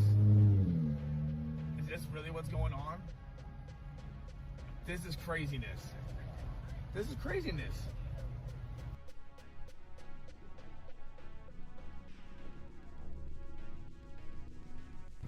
You got the blue hairs, everything. Are you serious? Yellow hair? Oh my God, my kid is at a woke school. What is going on? This is Cascade Middle School, everybody. Cascade Middle School in Washington State.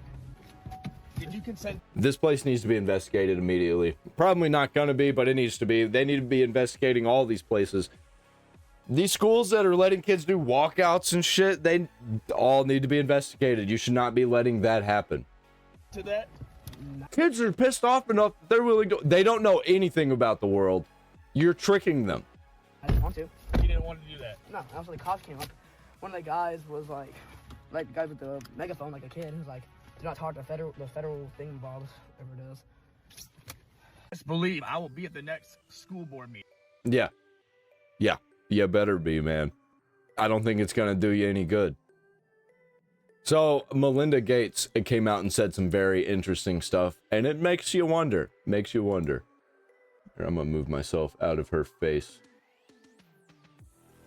The emails in the files suggest that Bill Gates had additional affairs and that he tried to get medication to treat a sexually transmitted infection, and that he was going to give you the medicine without you knowing.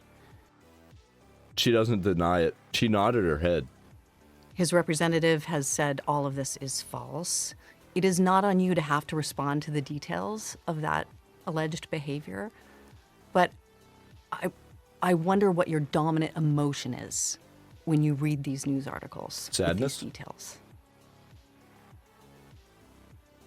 Sad. He did it. He fucking did it. No shot. Just unbelievable sadness. Unbelievable sadness, right? And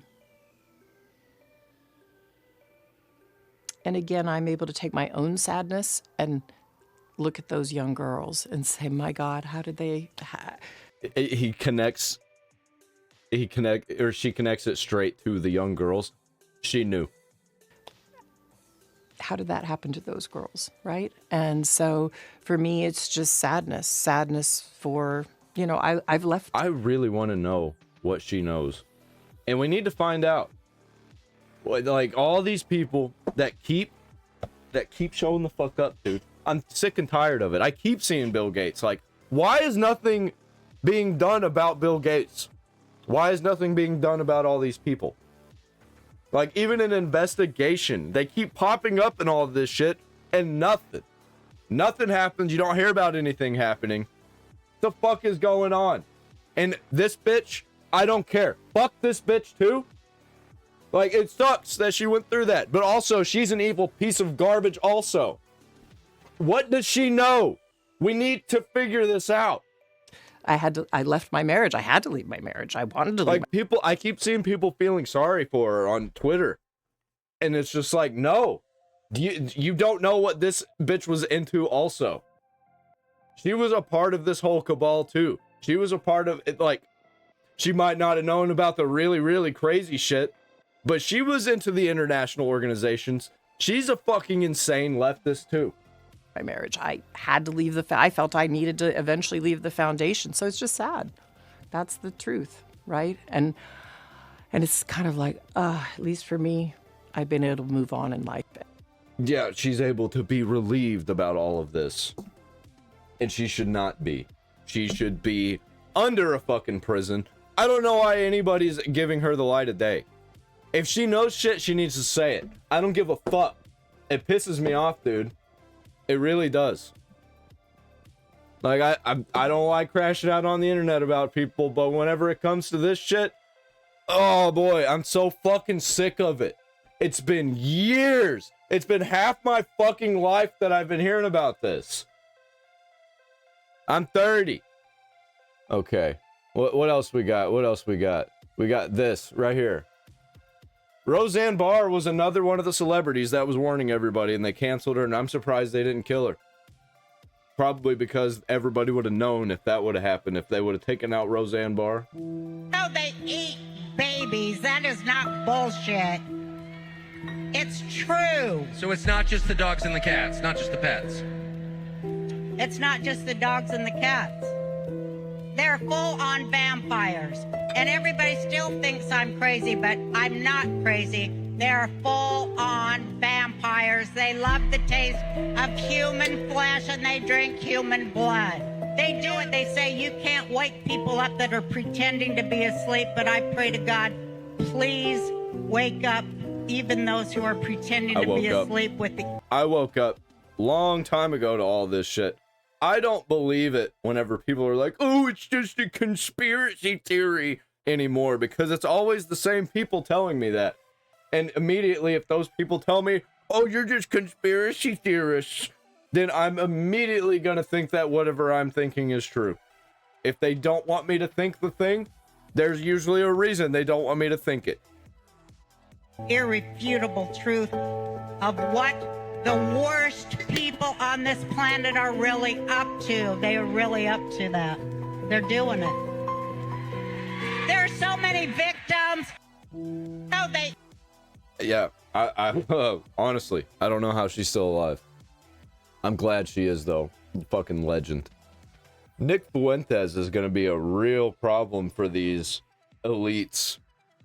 He's going to be a real big problem because he is anti all of the whatever the fuck they're doing, all of this evil bullshit. Now, you know what? I'm on his side. I'm a fan. What is not in the files? You don't see a smoking gun. What is not in the files? The ball thing, some of these edited photographs, misleading stuff. You know what is in the files? Repeatedly and overtly and constantly? Epstein is always talking about Jews and Goyim. It comes up over and over again. Goyim are ridiculous. Is it going to be all Jews at the party? No, Goyim in abundance, but it's okay. It's smart Goyim. Jews are smart. They move money. Goyim toil with their hands. Goyim are made to serve a... And it's not a religion thing. It's a race thing to these people.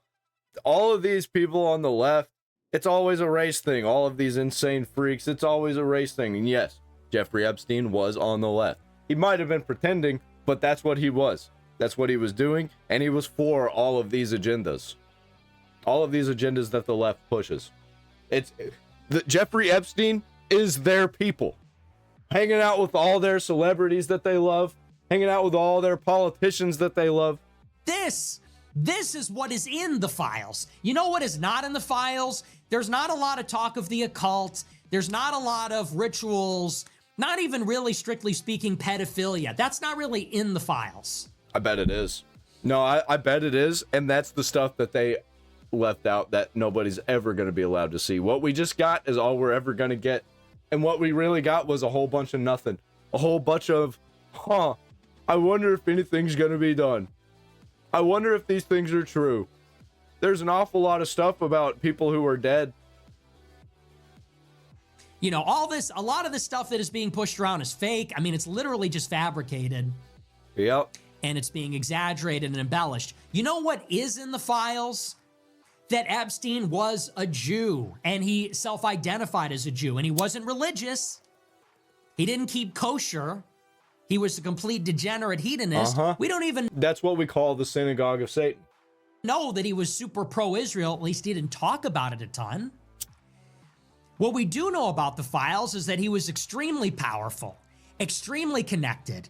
He knew business leaders. He knew government officials in Israel, in the UK, in the United States.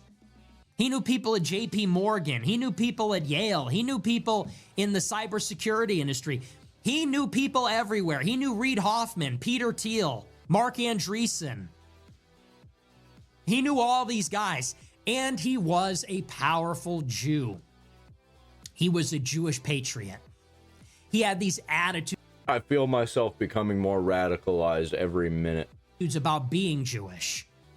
The Jews are better. The Jews work smarter. The Jews are smarter. The Jews get together and they want to be in the club. And the Goyim are stupid and Goyim are taken advantage of. And we don't really like the Goyim, and the Goyim are different than us, and Goyim are... Dude, Asmongold was right. I think this is about to be the next thing. I think all the pride stuff is gone. You don't hear about it no more. I'm not hearing anything about this upcoming Pride Month. I'm not hearing anything about Black History Month. All I'm hearing about is Jews. Subhuman. Now, again, this paints a very... What do we have? Let's work with what we have. This paints a picture. Epstein, knowing what we know about him, well, let's just tell the story from the beginning. Epstein is somebody who was given $500 million by the Jewish financiers Leon Black at Apollo and Les Wexner at Victoria's Secret. These are both Jewish patriots for Israel. Leon Black and Les Wexner, they were responsible for most of Epstein's fortune. Those two alone accounted for more than $500 million of his net worth. They just gave him that money. They gave him a house. They gave him a jet. They gave him the island. They gave him his fortune. They say that Epstein was just a tax genius. They just say... These people are from the same world that Jordan Belfort was. Not saying Jordan Belfort was tied to any of them, but it's like that world is where these people come from, and they just happened to keep it going, and Belfort got caught. But I think Belfort probably wasn't in on the game, so it was just a matter of time. The people who are in on the game, they don't get caught unless the public ends up finding out about them. That they liked his personality. That's obviously... And also, I don't think Jordan Belfort was into satanic shit. A cover story.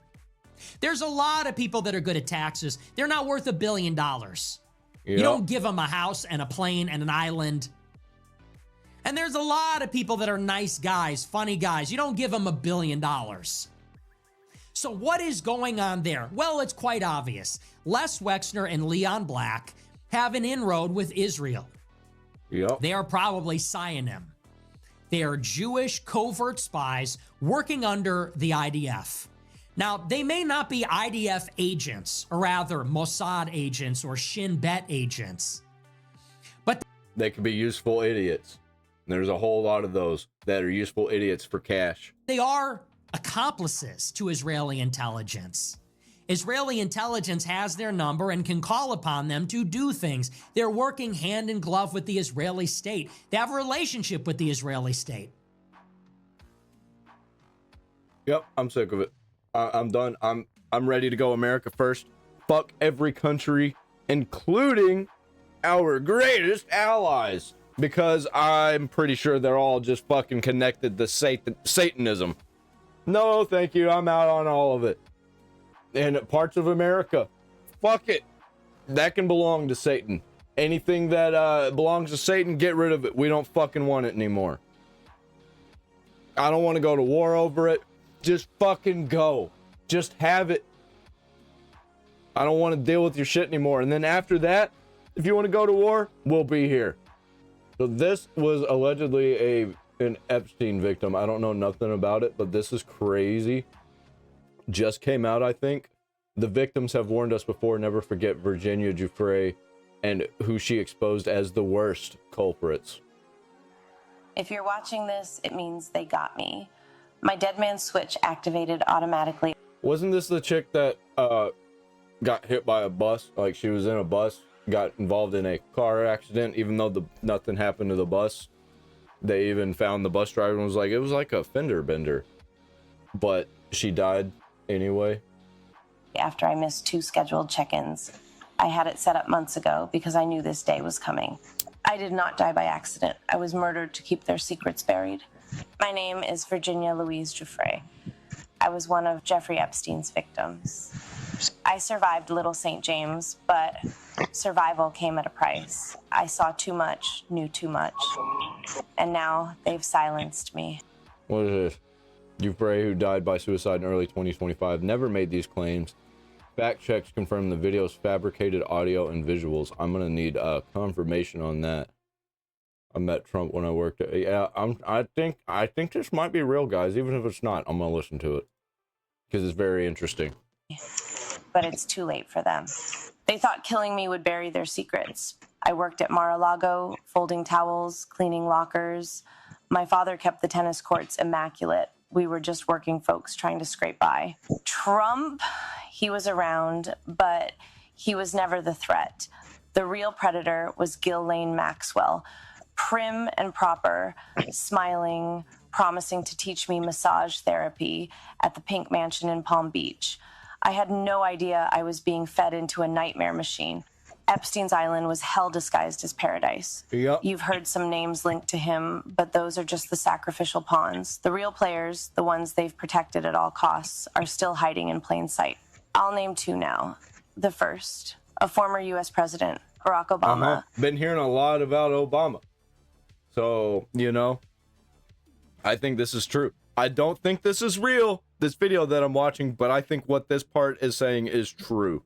Publicly, he's revered. Privately, he was one of the worst. He wasn't there for the girl. I've been hearing that he was one of the worst. That Obama party, very, very suspicious. He was there for the island boys. Young boys, trafficked and groomed. I saw him more times than I can count, always without his Secret Service detail, sometimes with his Hollywood friends, George Clooney and Tom Hanks. I still have nightmares about them, arrogant. Dude, that's so fucking... That's so creepy with Obama and Tom Hanks right there. Him giving him a medal. After what we've seen, after what we've heard. I still have nightmares about them, arrogant and drunk on power, slinking into the cabanas with kids barely out of childhood. The second, Bill Gates, the billionaire philanthropist, loved by the media, hailed as a savior. We called him the benefactor, and we used to dread seeing him naked. But he didn't come to party. He came to experiment. Genetic experiments, human experiments. I saw him inject a young girl with something they said was a genetic enhancement. She was younger than me, strapped to a table, terrified, treated like a lab rat while they muttered about seeding the future of the species. These men think they are gods, playing with life like it was theirs to own. By the way, I've heard that before. So whoever made this, if this isn't real, they probably heard the same things that I was hearing that were real. Like, that is something that pops up a lot. Sowing the seeds of the future. I'm telling you now, Epstein isn't dead. They staged his death because he was too valuable. Yep. He held blackmail on some of the most powerful people. Dude, why would they kill him? Why would they kill him when they can just Maduro him and put him up on an island and still use him? They can still use him. He was too valuable moving money and being able to move money. He just has to use somebody else's account and do the exact same shit he was doing. And he's living the dream. People on Earth. Files, videos, confessions. They couldn't risk him talking, but they also couldn't risk him gone, so they hid him. And they thought killing me would stop this from coming out. They were wrong, and there is so much more to come. Hidden servers, encrypted drives, witness testimonies. It's all gonna hit the light. If you're watching this, we'll see. You are the resistance. Yeah, we'll see. We are the resistance. I've been hearing that a whole bunch here recently, and a lot of it is a bunch of bullshit. This is what it's like to talk to a communist, a commie leftist. Okay, this new Epstein email is kind of crazy. Look at this. Bill Gates was planning pandemic simulations with Epstein in 2017. How about that? Did you see the part about Trump and underage girls? Yeah, those are old allegations already discredited, zero evidence. He did it. Okay, whatever. Yeah, exactly. You know how many times I've gotten in arguments with people about this, and their only argument is, well, he did it, so, and that you can't get them off of it. Check this out. An email. And they just hit you with insults constantly because they have nothing else. Refers to the founder of TMZ as a good friend who could help with media coverage. A pedo ring was controlling the narrative through media. Not that this is something new, but it's kind of wild. Nice, but Trump is in the files. I thought we already said. There's a lot of people in the files. Glenn Beck is in the files. Did you know that? They're calling him out, saying how much they hate him. That's the best way to be showing up at the Epstein files. So that with the facts, but Trump is in the files. Epstein had exchanges on trans children and how to normalize it. This guy wasn't just trafficking girls. He was in talks to push gender ideology. Don't care, Trump is in the files. Epstein sent an email saying Ghislaine Maxwell's father got killed after trying to blackmail Israeli intelligence. Trump, in an email to someone, Epstein said, I represent the Rothschilds. Trump is in the files. Epstein lived in the Vatican for a while, giving design. I didn't know that. I didn't know he lived in the Vatican. I've been hearing some crazy stuff about the Vatican. I actually made a video yesterday about somebody who was excommunicated for calling some stuff out that was happening at the Vatican. Funny how that works, right? Direction. Trump, he was working to overthrow Putin. Trump is in the files. He's literally in a picture with boxes containing CIA documents. Trump. Okay, there are emails about murders staged as suicides, government cover-ups, money laundering, a black market of sex trade, presidents and prime ministers all over the world, Mossad, CIA. Epstein ran at the top of global power. He had influence there. These are things to be looked at. And let's be honest, you didn't care or ask for these files when Joe Biden was president and when he had them. And now, you suddenly care about the children and the victims, and the only name that's been totally vindicated here, yet you're trying very hard to weaponize these files against is... You know what's happening? You know what's happening in his brain while he's talking about that whole time? It's just a from the old internet. Trump, exactly. I'm curious. I'm very, very curious. I'm going to look up a few leftists that I know on YouTube and see what they're saying right now about the Epstein files. Let's see. Let's do Philip DeFranco. Yeah, let's do the Philip DeFranco show. Trump, ICE, Alex Preddy's ICE, Trump. Yeah, okay. How about secular talk? I know secular talk. Let's see. Videos. Trump. Christian pastor. Skynet. Trump. Trump. You got Trump in Israel. Trump. Trump. Dude, what is this? I bet if I look up any leftist, they're not talking about the same things that we're talking about. Who's another leftist I could look up? Let's see, the Krasenstein brothers. How about them? Wonder what they're talking about. I don't think they're even on YouTube, actually, now that I'm thinking about it.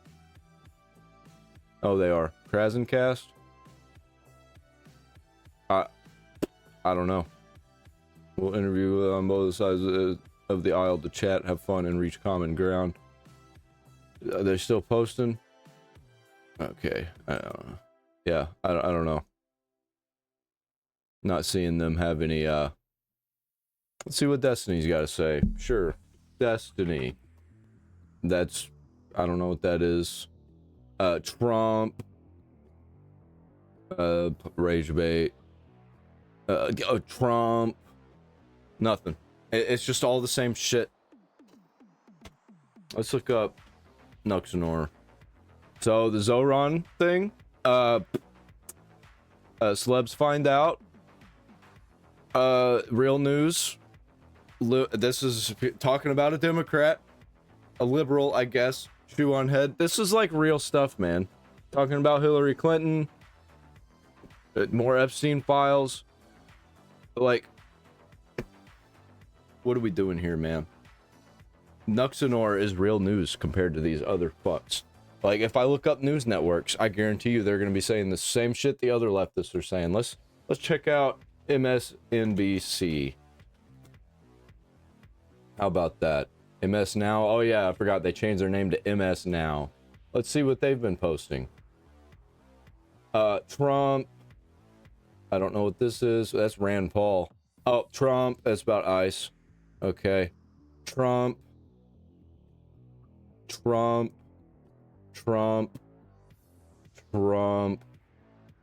Dude, anything about Epstein here?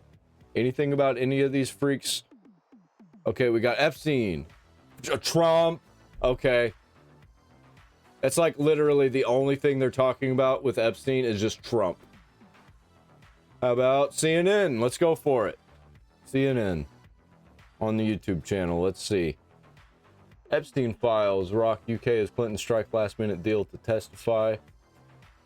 I'm curious. There's a Trump video. But that's still nothing. That's still nothing. I'm not seeing anything about their friends in the Epstein files. Trump in the Epstein files. Musk in the Epstein files. Yeah, that's it. Not talking about anything else. How about that? Who else we got? Who else is a left-wing news source? Let's do CBS. What we got here, CBS? You gonna do the Epstein reporting? I'm not really seeing anything from CBS about it. Nancy Guthrie disappearance. See, that's interesting. There's something that is about the same thing from the other guys. They didn't blame Trump, it seems, for being in the Epstein files. Let's keep looking. Let's see what we got here. Joe Biden's ex-husband charged with murdering his wife. That's crazy. Anything? At least they're not saying, oh, why the Clintons changed their mind on testifying about Epstein. That'd be interesting. Trump calls for Republicans to nationalize election voting. I think I like CBS. They seem to be talking a lot of stuff that I'm talking about, other than I'm not seeing a lot of Epstein stuff. But here's something. Some survivors asked DOJ to take down Epstein files. House takes up budget fight. More. Okay. That's it. That'd be interesting to look at. What else? Any more Epstein stuff? There's still Bill and Hillary Clinton about Epstein. What else we got here? More Epstein. Epstein survivor attorney. Department of Justice doesn't care about victims one bit. Yeah, that is a little bit, unnerving. But I think this was because of Democrats wanting all of this. They wanted all of the Epstein files out. Trump reacts to latest release of Epstein files. And they didn't talk about how Trump was in the Epstein files. How about that? Probably because it was bullshit.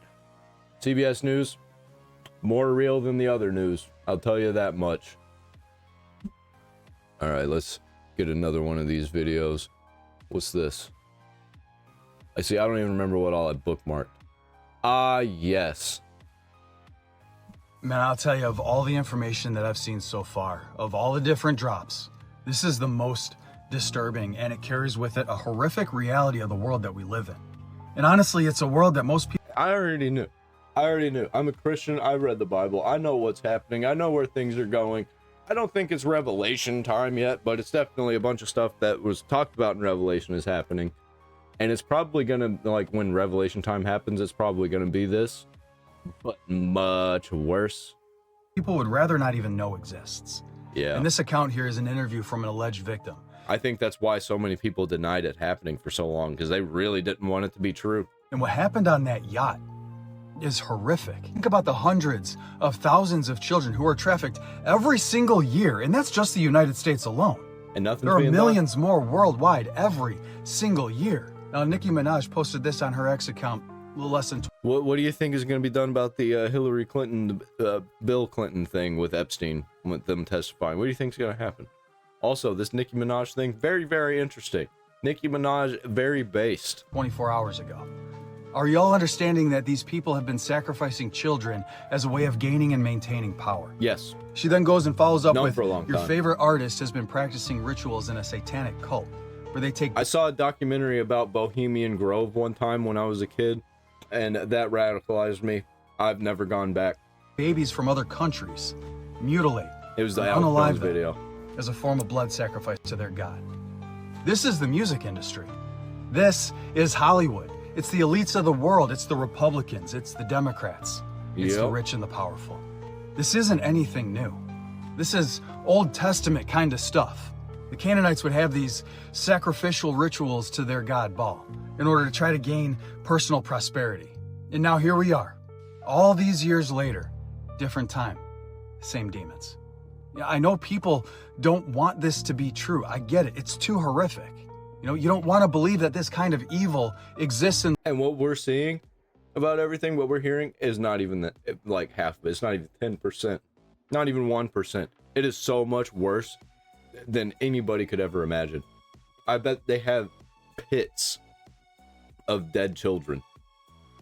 That's where they throw all these bodies, and they, like, imagine, like, how they're... What was it? The, Incans, they had, like, was it the Inca? I don't know. They had, like, piles of skulls. It might not have been the Incans. But I don't really care. One of those ancient civilizations. the world that we live in, but it does. I would say everyone said, I want the money for my children. Did they know where the money came from? I think if you told them, if I told them the devil, 100%. the devil himself. The devil himself said, I'm going to exchange some dollars for your child's life. This is why child trafficking is a billion-dollar industry. But the reality is infinitely worse. Over 300,000 children are trafficked every year in the United States alone, and 40% of them were first sold by family members. An estimated 30,000 never make it out alive. And these are just the ones that we know about. Imagine the ones that we don't. Millions. Millions upon millions. I hear about people going missing all the time. Never get found. And it's usually children. And it's not just like some random person picking them up, because it's too weird whenever you look into some of these unsolved mysteries. The devil is real, and he's in the people that do this. True. True. And he's not going to do all of it himself. He's going to have people do it for him. Because he likes to pretend that he's not all that bad. But really, I think we all know how depraved the ultimate evil is that wants to replace God. And dude, they let us know all the time. They let it be known, and nobody ever blinks an eye. They never fucking think about it again. They see this shit and they're like, that's fucking weird. These people are weird. And then they move on. And they never think about the implications. Just a few drops. But yes, we do consume each other's blood on occasion for ritual purposes. Ritual purposes. It is used for a reason, and it is controlled. These people are fucking vampires. This is some Queen of the Damned shit.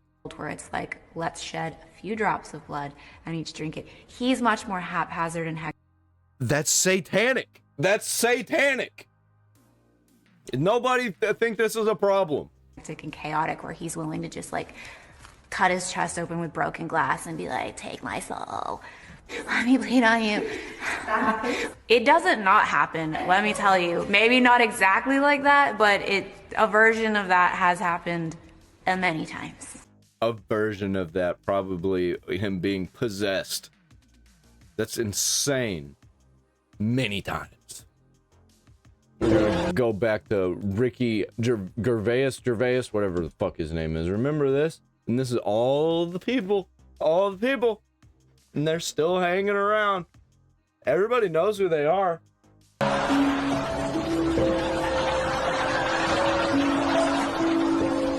They're so mad. Okay. I love this chick. This chick's awesome. And she's like, he's saying it. It's true. Our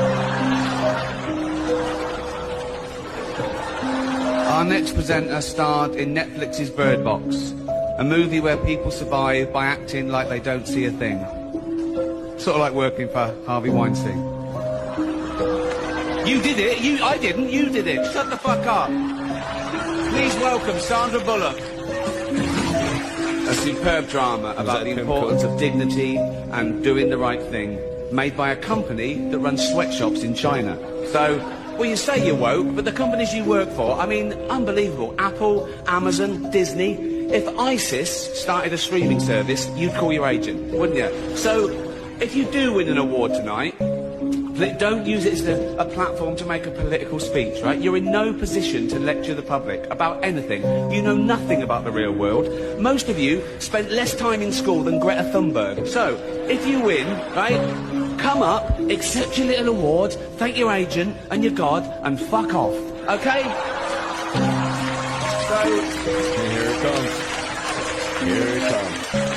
It's the statement that blew the lid off of fucking everything. This is kind of where I knew, like, wait a minute. All of Hollywood is involved. All of Hollywood. I kind of had my, you know, suspicion that a lot of Hollywood was involved. That there was a lot of weird stuff. There'd be, like, at Nickelodeon, there'd be, like, 5 weirdos who figured out that, hey, if I get a job here, I could be around children. Who knew that the whole thing was based around satanic fucking rituals? And right here, whenever this happened, this is what made it known. That, oh, it's all over. It's all of them. Well, you know, they all know. Already 3 hours long. Spoiler alert, season 2 is on the way, so in the end, he obviously didn't kill himself. Just like Jeffrey Epstein. Shut up! I know he's your friend, but I don't care. You have to make your own way here, in your own plane. What's this chick's name again? She's that chick that hangs out with that John Legend guy. They go to Obama parties. To make your own way here in your own plane, didn't you? Right, but tonight isn't just about the people in front of camera. In this room are some of the most important TV and film executives in the world. People from every background, but they all have one thing in common. They're all terrified of Ronan Farrow. He's coming for you. He's coming for you. Look. Yeah. He's so pissed. Coming for you. I bet they're thinking about, like, how are we going to get this guy? How are we going to get this guy? They immediately did a campaign on social media and the news to try and discredit Ricky Gervais. Dude, I remember it. I want to go back and see how the news portrayed him. I'm going to do that. Look, talking of all you perverts, it was a big year. It was a big year for paedophile movies. Surviving R. Kelly. What year was Leaving this? Neverland. 2 Popes. Shut up. Shut up. I don't care. I don't care. It wasn't the only epic movie. Once Upon a Time in Hollywood, nearly 3 hours long. Leonardo DiCaprio attended the premiere, and by the end, his date was too old for him. So...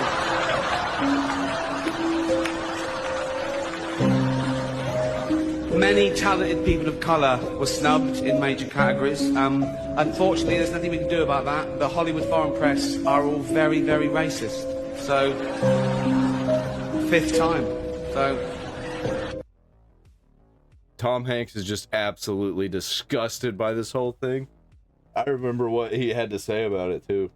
Like, he came out and actually said something. I wonder if you could still find that. When did this happen? Get the fuck out of here. That shit was loud. Golden Globes, what year? Come on, Grok. Give me something. Give me something. 2020. Okay. So let's see. News articles in 2020. Golden Globes. Ricky Gervais. Is that how you pronounce his name? Daily Mail, BBC. What is this? See what the New York Times had to say about it. During jokes about cats, the Golden Globe ceremony as a whole, Gervais, the host, used expletives that NBC had to censor. This is what you reported on? Bleeps happen, especially during live award shows, but they usually result from expletives that have slipped from the mouths of winners. Out of excitement, passion, even anger, not during Sunday night's Golden Globes, when the host, Ricky Gervais, never one to bite his tongue, was bleeped twice by NBC during his prepared monologue. I don't know how prepared it was. I think that kind of rattled off the top of his head. First came a comment about Judi Dench's defense of the panned film Cats, which she stars in. It was the role she was born to play because she loves nothing better than plunking herself down on the carpet, lifting her leg, and licking her. That's pretty funny. In the audience, Gwyneth Paltrow's jaw dropped. Moments later, blah, blah, blah. You do win an award and don't use it to make political speech. You're in no position to lecture the public about anything. You know nothing of the real world. If you win, come up, accept your little reward, thank your agent and your God, and blank. He continued gesturing off stage. Tom Hanks did not seem amused. I wonder why. Sunday night was the 5th time. You'll be pleased to know the last time I'm What has made targets out of Mel Gibson, Tim Allen, and Madonna for the lack of blah, blah, blah, diversity. Their job isn't acting anymore. Producers in the crowd, Gervais said, they're all terrified of Ronan Farrow. He's coming for you. An investigative reporter has worked to uncover allegations of sexual misconduct among Hollywood heavy hitters. Okay, that's what you're going to talk about. Gervais also pointed out jabs at Felicity Huffman, Baby Yoda. For the most part, the audience laughed, though they were pretty... No mention of Epstein. No mention of Epstein or Weinstein. Funny. Funny how that works. Let's see, BBC. What do you got, BBC? His best jokes, reclaimed his throne. I came here in a limo, Knives Out, in a moment, short clip from The Irishman. It's 88 minutes long. Yeah, that was a funny one. Lots of legends, icons on the same table. There's Al Pacino, Robert De Niro, and Baby Yoda. Oh no, that's Joe Pesci, sorry. Kevin Hart was fired. Okay. Blah, blah, blah. Dude, I'm not seeing anything about them talking about Epstein. Ellen's acceptance speech poked fun at acceptance speeches. Tom Hanks got emotional, possibly because he had a cold. One director championed subtitles. Dude, they didn't talk about it either. How about transcript from Hollywood Reporter? Let's see. Let's see what the transcript says. Blah, blah, blah. Let's see. Anything about the Epstein thing he said? Lucky for me, the Hollywood can barely speak English and they have no idea what Twitter is. Embarrassing thing. Lots of celebrities here tonight. Legends, icons, table alone, blah, blah, blah. People, they all have one thing in common. They're all tired of coming for you. It was a big year for pedophile movies. Okay, many talented people were snubbed in major categories. Unfortunately, there's nothing we can do about that. Who died, it wasn't diverse enough. No one cares about movies anymore. No one goes to cinema. No one really watched network TV. Okay, you could binge watch the first season of Afterlife instead of watching the show. That's a show about a man who wants to kill himself because his wife dies of cancer. Season 2, blah, blah, blah. Seriously, most films are lazy. Where's the Epstein thing? Which part did he bring up Epstein? He's not big enough to go on the rides. He's tiny. It was great, long, but it wasn't the only epic movie. Okay, here we go. Once Upon a Time in Hollywood, nearly 3 hours long, blah, blah, blah. 50-something. World got to see James Corden as a fat pussy. He was also in the movie Cats. Who cares? Apple roared the morning show, a superb drama about the importance in doing the right. Where's the Epstein thing? Don't use a platform to, you know nothing about the, except your little... Wait, what? When does he say the Epstein thing? Do they show even? I'm gonna have to rewatch the original video. Because when does he say it? Because I had to have skipped it. No shot. No shot. I gotta listen to that again. Oh, what the fuck? I might have to watch that, like, right now, actually. Oh, he's playing Iron Lung from 3 years ago? Okay. I'm gonna turn that on. But first, Ricky Gervais, Golden Globes 2020. When does he say it?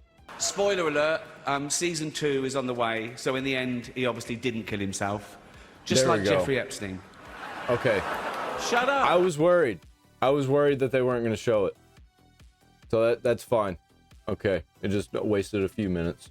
but like I missed that because it's you know, easy to miss, and I figured that'd be something they wouldn't allow because you saw that other places were not talking about it. They did not want to talk about it. How do I close this? Let's go back and let's read some more stuff. This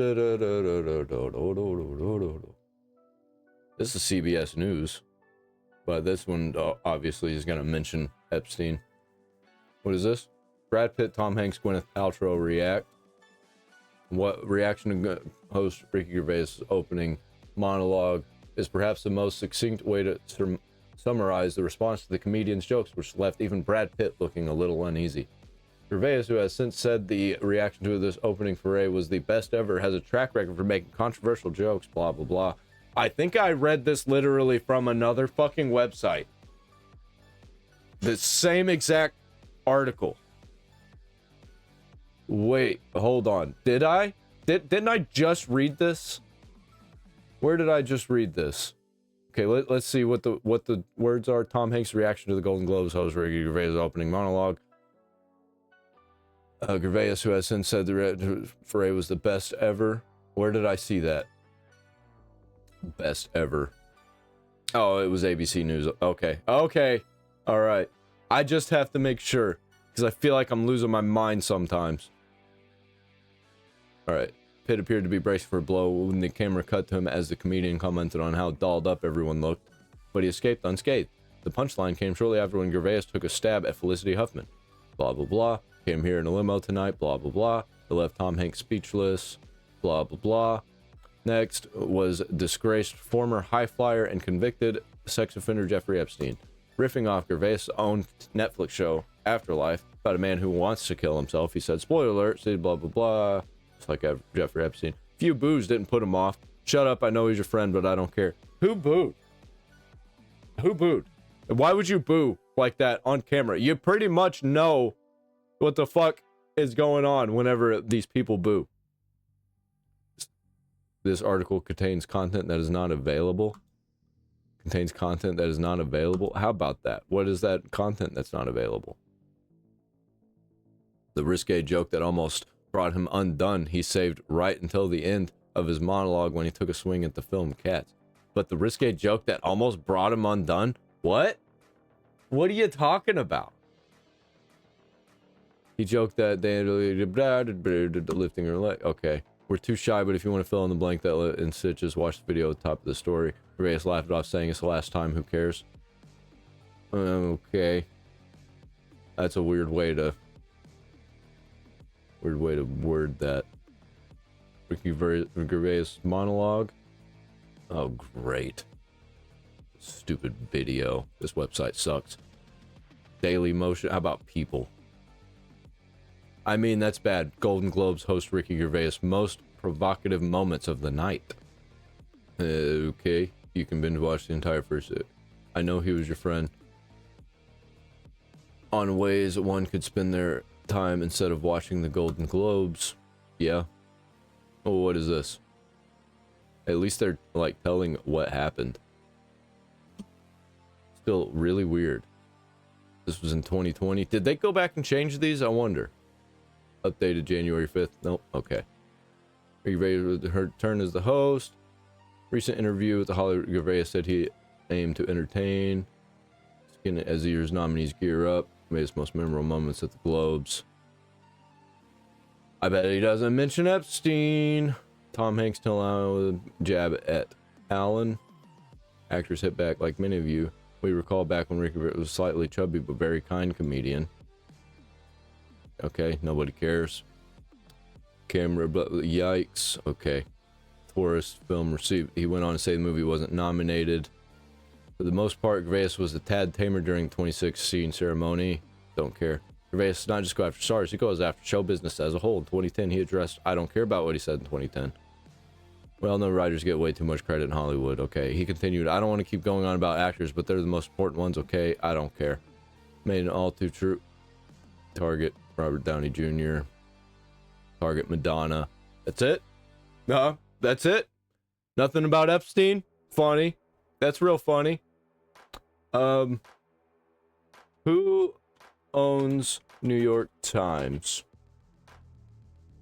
New York Times, owned by the New York Times Company, a publicly traded corporation listed on the New York Stock Exchange. However, the company is effectively controlled by the Stolzberger family. Who is that? Who are these people? Man, I'm going down some rabbit holes. Ox Sulzberger. What is this? Publisher of the New York Times, chairman of the New York Times, succeeding his father, Arthur, blah, blah, blah. He announced his transition, blah, blah, blah. Is it prominent Jewish American media dynasty? How about that? Of course they're not going to mention it on New York Times. That's so fucking crazy. Oh. Let's see what Wikipedia has to say about it. 77th Global Golden Globes. Okay. Again, talk about the situation. Presenters, don't care. Reception to the monologue. Okay. Criticism arose following Ricky Gervais' opening monologue, which was seen as an attack on the perceived hypocrisy of Hollywood. He joked about several controversial topics, such as the death of Jeffrey Epstein, the college admission scandal, and the middle-aged Leonardo DiCaprio's dating history with younger women. Gervais also jokingly accused Hollywood foreign press of racism for its lack of diversity and in memoriam section, mocked Amazon, Apple, and Disney for their unfair labor practices, and chastised awardees who talked about their political views in acceptance speeches. Gervais' comments attained mixed reactions across the political spectrum, while conservatives highly praised Gervais. Journalists from liberal outlets were more critical. How about that? I wonder why that is. With Rolling Stone's Rob Sheffield calling his monologue incredibly stale. I disagree. Of the criticism, Gervais said it was the best ever and later defended his jokes via tweet. I'm going to look at some more. Going to talk about Epstein. The LGBTQ advocacy organization GLAAD issued a statement labeling his special dangerous anti-trans rants masquerading as jokes. What? Okay, GLAAD. Who is GLAAD? I wonder who's GLAAD. GLAAD. What is GLAAD? Ooh, GLAAD is an American non-governmental media monitoring organization. Media monitoring. Okay. Formerly the Gay and Lesbian Alliance Against Defamation. Ooh. U.S.-based, founded in response to defamatory media coverage of the, okay, particularly during the AIDS crisis. Headquartered in New York City and Los Angeles. How about that? GLAAD monitors media content, advocates for better representation, and educates journalists and creators through resources like the GLAAD Media Reference Guide. It also presents the annual GLAAD Media Awards. Okay. Inclusion of blah, blah, blah. Sarah Kate Ellis is the current president and CEO. Who owns GLAAD? That's all you gotta do, man. That's all you gotta do. Be like, okay, what is this company? Who owns it? GLAAD is a non-profit organization, is not owned by any individual or private entity. It operates as a 501c3 tax-exempt organization. How about that? Governed by a board of directors and led by Sarah Kate Ellis, who serves as president and CEO. It was founded Vito Rosso, Jewel Gomez, Gregory Kolavakos, and others in response to blah, blah, blah. Okay, well, let's see who this lady is. Sarah Kate Ellis is the president and CEO of GLAAD. I already know that. Award-winning media executive, sociology, women's studies. GLAAD was okay. Her controversies. A significant controversy in August 24 following a New York Times investigation alleging lavish spending of GLAAD funds. Key allegations included $22,000 first-class flight to the Cannes Lions Festival. I heard about that. Wait, hold on. I heard about that. $20,000 home office renovations, including ivory pillows and a chandelier, not declared as taxable income. $25,000 summer rental in Provincetown. Frequent luxury hotel stays. The report raised concerns about potential IRS violations and internal governance, with the former CFO warning the board about excessive spending. Ellis and GLAAD denied wrongdoing. Of course they did, stating the expenses were board approved. Yeah, I don't care if they're board approved. Nobody does. Necessary for security and aligned with the organization's growth. The board reaffirmed its full support for Ellis, calling her the right leader for GLAAD. Yeah, it sounds like she's just right for it. Full of fraud. Full of tax fraud. Ellis suggested the Times report was retaliation for GLAAD's criticism of the paper's coverage of transgender studies. The controversy sparked divided reactions, with some LGBTQ advocates calling for accountability while others defended her leadership and the organization's mission. Okay. Well, seems like she's a retard. I have been looking at the Epstein No, not yet. Yeah, so this is a whole bunch of dumb. In the wake of it coming out on the platform, powerful clip from Nish Kumar's 2019 stand-up show in which he criticized Gervais for his jokes about transgender people resurfaced on social media. Don't give a shit. Yep, not seeing anything that is important about anything. Deadline. What is this? Monologue with video? Anything about Epstein? Afterlife series. He wants to kill himself. It said, then he offered spoiler alerts. The lead character obviously doesn't kill himself, just like Jeffrey Epstein. As the crowd gasped, the host turning to form said, "Oh, shut up. I know he's your friend." And then that ends there. Yeah. LA Times. Uh-oh. Politics reigned at the Golden Globes. Too bad Ricky Gervais didn't notice. What does that mean? Forget the escapist magic of Hollywood. Nihilism was the name of the game when host Ricky Gervais opened the Golden Globes on Sunday night with a gloom and doom monologue so cynical it made the effervescent Tom Hanks scowl.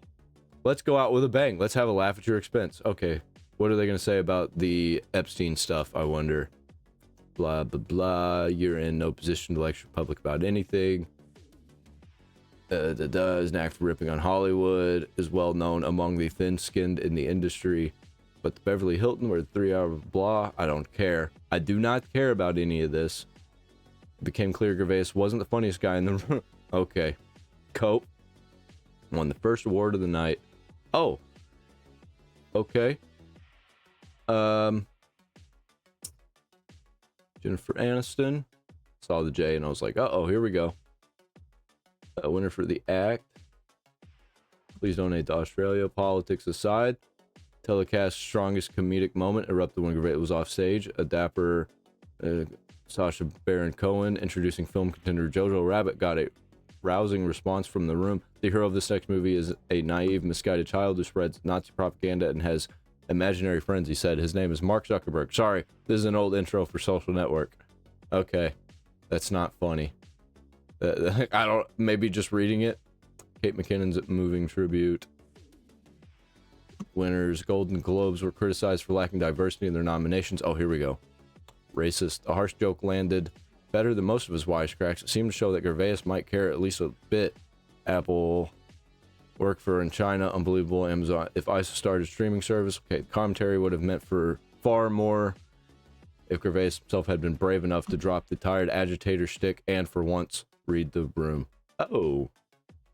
Once again, nothing about Epstein. Who owns LA Times? Los Angeles Times. Okay. LA Times. All right. American daily newspaper founded in 1881. I get that. Based in, okay, so who's got it right now?